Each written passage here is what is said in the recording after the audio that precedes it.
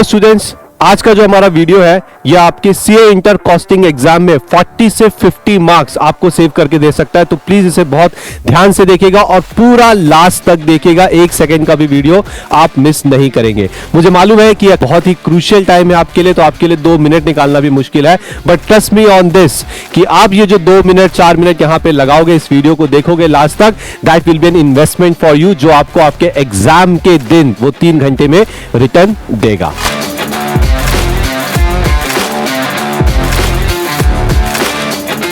Start करते हैं। सो देखिए, how you can get marks in cost exam, यानी कि कॉस्टिंग के एग्जाम में आपको किस प्रकार से मार्क्स मिल सकते हैं। तो इसमें सबसे पहले अटेम्प्ट नंबर ऑफ क्वेश्चन, तो बहुत बड़ा ही सिंपल सा नियम है, आप जितने ज्यादा क्वेश्चंस अटेम्प्ट करोगे आपको उतने ज्यादा मार्क्स मिलेंगे आपके सही क्वेश्चन पे। तो अगर मान लो आपके पास 6 क्वेश्चन है और आपने 6 के 6 क्वेश्चंस अटेम्प्ट किए हैं, तो possibility of getting the higher marks will be higher. Simple logic है। तो अगर इसका मतलब है आपने कम क्वेश्चन अटेम्प्ट किए तो आपको मार्क्स भी कम मिलेंगे। तो ध्यान रखिए, आपको कोशिश करनी है, आपको अपने आंसर राइटिंग की स्पीड इतनी अच्छी रखनी है टाइम को मैनेज करते हुए कि आप पूरे के पूरे क्वेश्चंस वहां पे अटेम्प्ट कर पाए। दूसरा पॉइंट जो आपको मार्क्स लाके देगा वो है prepare all necessary working notes. और वेरी वेरी इंपॉर्टेंट पॉइंट जो काफी स्टूडेंट्स मिस आउट करते हैं, working notes shall form part of your answer. Question paper के स्टार्टिंग में लिखा होता है, सबने देखा होगा, तो वो कोई मजाक में नहीं लिखा होता। That's a very serious point कि वर्किंग नोट आपके आंसर का एक हिस्सा है। ठीक है, ये कोई एक्स्ट्रा एडिशनल पॉइंट नहीं है, ये आपके आंसर का हिस्सा है। तो एग्जामिनर जब उसको चेक करेगा तो वो आपके वर्किंग नोट्स पे भी ध्यान देगा। तो वर्किंग नोट्स आपको सारे वहां पर बना के आने हैं, तो आपको बहुत अच्छे मार्क्स मिलेंगे, फुल मार्क्स लेके आओगे आप अपने हर एक क्वेश्चन में।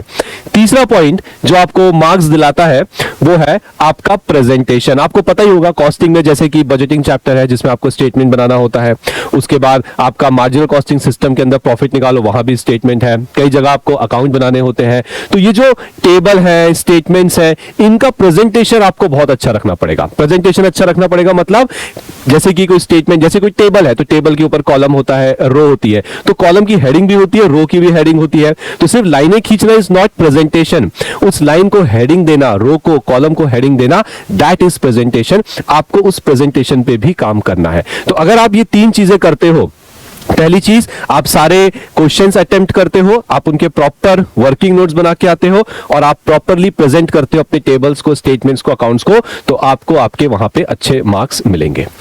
अब हम डिस्कस करते हैं how to avoid marks deduction. कई बार स्टूडेंट्स पूछते हैं कि सर हमारे मार्क्स कट गए, हमारे यहां मार्क्स कट गए, इस क्वेश्चन में मार्क्स कट गए, हमने तो कुछ गलत नहीं किया, हमारा आंसर भी देखो सर मैच हो गया बुक से, फिर मार्क्स क्यों कटे। तो यहां पे हम डिस्कस करेंगे वो पॉइंट कि क्यों आपके मार्क्स कटते हैं और आप उसे कैसे अवॉइड कर सकते हो। तो देखो, सबसे पहले वर्किंग नोट, थोड़ी देर पहले हमने डिस्कस किया, तो working notes are very important. अगर आप चाहते हो कि एक 10 नंबर के क्वेश्चन में सही आंसर आने पे आपको 10 नंबर मिले, तो आपको एक वर्किंग नोट वहां बना के आना है। अगर आपने वर्किंग नोट नहीं बनाया, सिर्फ रफ में कैलकुलेशन कर दी कहीं पेपर के पीछे या कहीं पेंसिल से फिर रब कर दिया, आपको मार्क्स नहीं मिलेंगे, चाहे आपका क्वेश्चन पूरा का पूरा सही क्यों ना हो।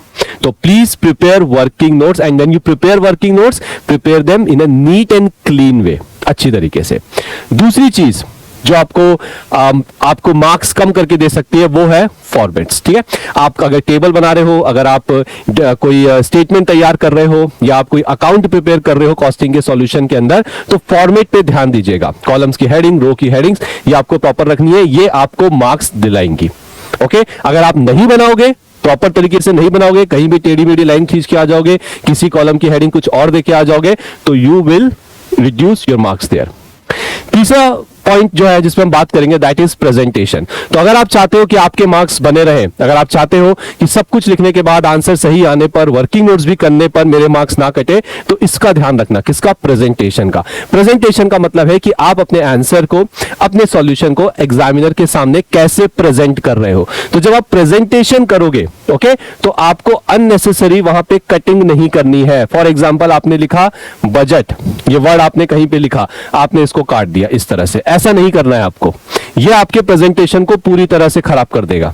अगर आपने कोई टेबल बनाया है, सपोज करिए आपने ये कुछ टेबल बनाया है, ओके, अब आपको लगा नहीं एक और कॉलम आना चाहिए, आपने यहां एक और डाल दिया, फिर आपने यहां एक और डाल दिया, तो देखिए ये देखने में ही अच्छा नहीं लग रहा है। तो जब आप प्रेजेंटेशन करेंगे अच्छे तरीके से, टेबल्स का फॉर्मेट अच्छे तरीके से रखेंगे, तो आपके मार्क्स नहीं कटेंगे। Trust me on this, marks यहां पे डिडक्ट होते हैं। अगर आपके एग्जामिनर को प्रेजेंटेशन नहीं अच्छा लगा, उसके पास राइट है, वो आपके मार्क्स कट कर सकता है, तो इसे बिल्कुल भी हल्के में मत लीजिएगा। चौथा पॉइंट जो काफी स्टूडेंट्स पूछते हैं, शॉर्ट फॉर्म्स। क्या हम शॉर्ट फॉर्म्स यूज कर सकते हैं सर अपने एग्जाम के दौरान? Answer is no. आप शॉर्ट फॉर्म नहीं यूज करेंगे। जैसे कि सपोज करिए आपको ओवरहेड लिखना है और आपने लिख दिया ओवर OH, तो आपको बेटा मार्क्स भी उतने ही मिलेंगे। आपने अल्फाबेट्स कम करे तो आपके मार्क्स भी वहां कम होंगे। एग्जामिनर्स को, ICI को बिल्कुल पसंद नहीं है कि आप शॉर्ट फॉर्म्स का इस्तेमाल करें। आप कोई शॉर्ट फॉर्म यूज नहीं करेंगे, कहीं भी आंसर शीट में आपके शॉर्ट फॉर्म्स नहीं होना चाहिए। आपको पूरा का पूरा वहां पे लिख के आना है। तो ये टेक्निक्स अगर आप अप्लाई करते हैं तो आप बहुत आसानी से अवॉइड कर सकते हो अपने अननेसेसरी मार्क्स डिडक्शन। छोटी सी बात है लेकिन एग्जाम में बहुत ज्यादा काम आएगी, क्योंकि 1 मार्क्स काउंट्स।